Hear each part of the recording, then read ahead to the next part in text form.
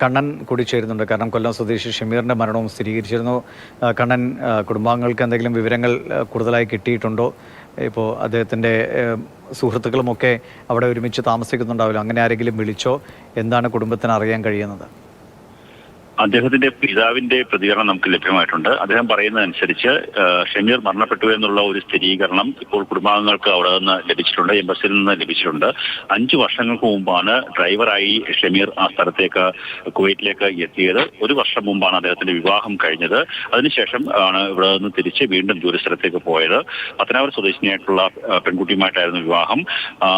ഇത്രയും കാര്യങ്ങളാണ് നമുക്ക് ലഭ്യമായിട്ടുള്ളത്. അത് ഈ ഷമീർ മരിച്ചു എന്നുള്ള വിവരം മാത്രമാണ് ഇപ്പോൾ കുടുംബാംഗങ്ങൾക്ക് ലഭിച്ചിട്ടുള്ളത്.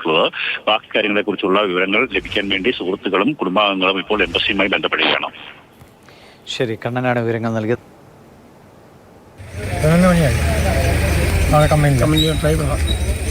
കമ്പനിയിൽ നിന്ന് നമ്മൾ നേരിട്ട് വിളിച്ചു വിവരം അറിയിച്ചതോ അതോ കൂട്ടുകാരെ